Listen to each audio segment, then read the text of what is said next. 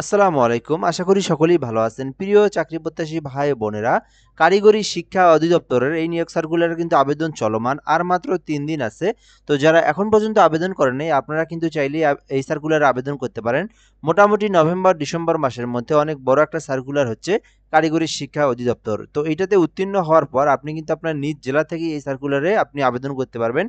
অর্থাৎ এটা কিন্তু এখানে বলা আছে যে আঞ্চলিক পরিচালকের কার্যালয়, অর্থাৎ নিজ নিজ জেলাতে যদি আপনার জেলাতে শূন্যপদ থেকে থাকে, সেক্ষেত্রে আপনার অঞ্চলে আপনার জেলাতেই আপনি চাকরি করতে পারবেন। তবে সেক্ষেত্রে আপনার জেলাতে শূন্যপদ থাকতে হবে, তাহলে আপনি কিন্তু আপনার জেলাতে পারবেন। আর যদি না থেকে থাকে, সেক্ষেত্রে আশেপাশের জেলাতে আপনাকে সিলেক্টেড করে দেওয়া হবে। তো যাই হোক, এই সার্কুলারে আপনারা যদি কেউ এখনো আবেদন করে না থাকেন বা নতুন কেউ ভিডিওটা দেখেন, ভিডিওটা শেষ পর্যন্ত দেখার জন্য অনুরোধ করা হইলো। অনেক বড় একটা সার্কুলার। এসএসসি পাশে ৯৬টি পদ আছে, আপনারা দেখতে পারতেছেন ৯৬টি পদ আছে, মোট ২১৮টি কিন্তু পদ আছে। তো এই সার্কুলার নিয়ে আমরা বিস্তারিত আলোচনা করব। এখানে পদের নাম, পদের সংখ্যা, বেতন স্কেল, শিক্ষাগত যোগ্যতা, কোন কোন পদে কতজনকে নিয়োগ দেওয়া হবে, আবেদনের পদ্ধতি, পেমেন্ট পদ্ধতি। চাইলে আপনি আমাদের মাধ্যমে আবেদন করে নিতে পারবেন। সে মোবাইল নাম্বারটাও আমরা ভিডিওর শেষে দিয়ে রাখবো। এজন্য অবশ্যই সবাইকে ভিডিওটা শেষ পর্যন্ত দেখার জন্য বলা হইলো। আর একটা বিষয় হচ্ছে, যদি আপনি নতুন হয়ে থাকেন চ্যানেলটাতে, অবশ্যই চ্যানেলটাতে সাবস্ক্রাইব করে রাখবেন। বাংলাদেশের যত নিয়োগ সার্কুলার আছে আমার এই চ্যানেলে আপলোড করে দেওয়া হয়। সাবস্ক্রাইব করে যুক্ত থাকবেন। কারিগরি শিক্ষা অধিদপ্তর ও আওতাধীন technical teachers training college, polytechnic, monotechnic institute সমূহ ও আঞ্চলিক পরিচালকের কার্যালয়ের রাজস্ব খাতভুক্ত নিম্নোক্ত পদসমূহে অস্থায়ীভাবে শূন্যপদের বিপরীতে সরাসরি নিয়োগের নিমিত্তে বর্ণিত শর্তে প্রকৃত বাংলাদেশী নাগরিকদের নিকট হতে অনলাইন আবেদনের জন্য আহ্বান করা যাচ্ছে। তো এই বিষয়টা আমরা এখান থেকে দেখি। এখানে যে বিষয়গুলো বলা আছে, ১ নম্বরে বলা আছে যে বাংলাদেশের নাগরিকদের নিকট, অর্থাৎ বাংলাদেশের ৬৪ জেলার যে কোনো প্রার্থী চাইলেই কিন্তু আবেদন করতে পারবে। নারী পুরুষ সকলেই আবেদন করতে পারবে। অনলাইনের মাধ্যমে আবেদন করতে হবে। এখানে যে বিষয়টা বলা আছে, এখানে আপনার যেহেতু কারিগরি শিক্ষা অধিদপ্তরের আওতাধীন, সেক্ষেত্রে যেমন জেলা পর্যায়ের পলিটেকনিক আছে, মনোটেকনিক আছে, টেকনিক্যাল ট্রেনিং সেন্টার আছে। এই ইনস্টিটিউটগুলোতে যেগুলোতে শূন্যপদ আছে, সেই শূন্যপদ পূরণের লক্ষ্যে কিন্তু এই সার্কুলারটা দিয়েছে। এটা একটা সরকারি চাকরি, এটা কিন্তু একটা স্থায়ী চাকরি। তো বিষয়গুলো আমরা এখান থেকে দেখে নিলাম। এরপর এখানে দেখব, ১ নম্বরে আমরা দেখব, তো যারা এসএসসি, এইচএসসি পাশে জব খুঁজে থাকেন, বড় বড় সার্কুলারগুলো একটু নিচের দিকে আছে। ধৈর্য সহকারে একটু আপনারা শেষ পর্যন্ত দেখবেন। ১ নম্বরে আছে ফার্মাসিস্ট, ২টি পদ আছে। সেক্ষেত্রে আবেদনের জন্য এসএসসি থাকতে হবে এবং ফার্মাসিস্ট থেকে আপনাদের ফার্মাসিস্ট যে একটা সার্টিফিকেট আছে, কোর্স আছে, সেটা আপনাদেরকে কিন্তু থাকতে হবে। তাহলে আপনি ফার্মাসিস্ট পদে আবেদন করতে পারবেন।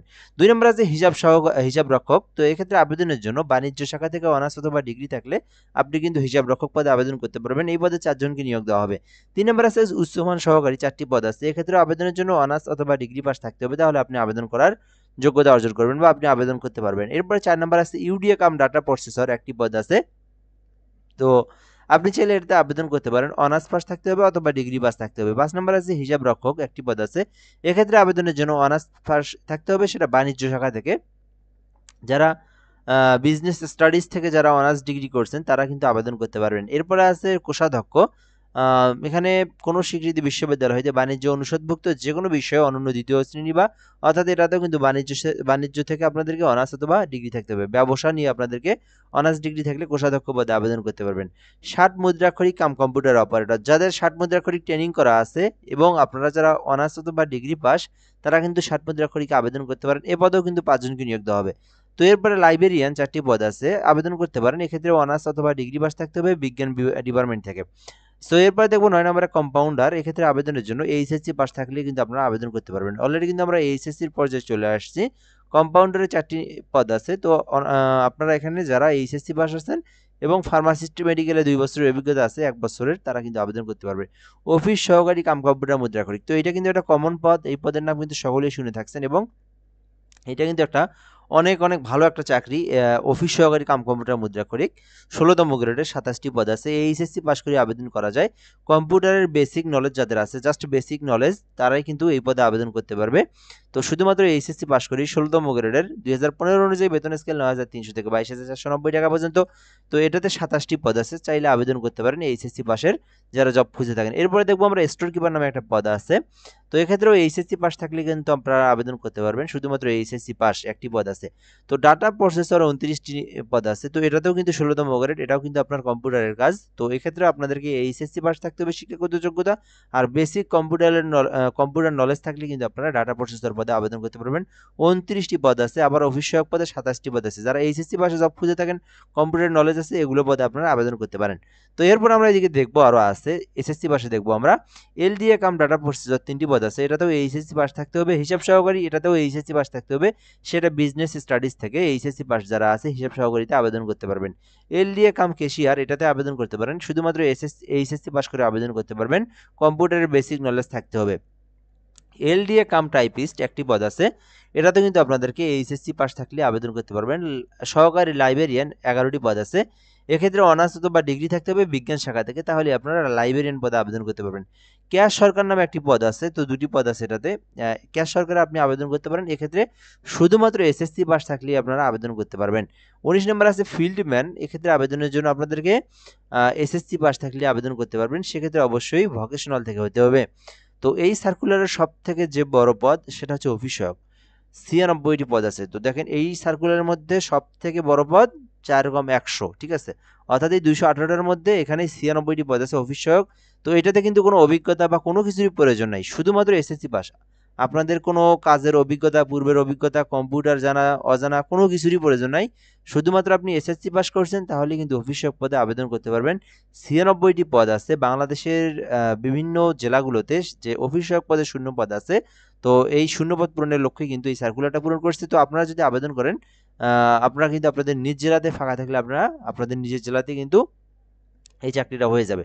তো অফিস সহায়ক পদ 96টি পদ আছে, আপনারা এইটাতে আবেদন করবেন। যারা এসএসসি পাস, যারা জব খুঁজে থাকেন, এটাতে আবেদন করতে পারেন। তো এখন এই বিষয়টা আমরা দেখবো এখান থেকে, ইম্পর্টেন্ট যে বিষয়টা, আবেদনের জন্য dter.teletalk.com ভিডিও ওয়েবসাইট থেকে আপনাদেরকে অ্যাপ্লিকেশন করতে হবে। তো আরেকটা কথা বলে নেই, অনেকে ঘরে বসে থেকে আবেদন করে নিতে চায় বা অনেকে আবেদন নিজেরা করতে পারে না। তো সেক্ষেত্রে আমাদের হোয়াটসঅ্যাপ নাম্বারে কিন্তু নাম্বারটা দেওয়া আছে এখানে, 017758303120, 017758303120, এই নাম্বারে যোগাযোগ করলেই ঘরে বসে থেকে নির্ভুলভাবে, নিখুঁতভাবে আপনি আমাদের মাধ্যমে আবেদন করে নিতে পারবেন।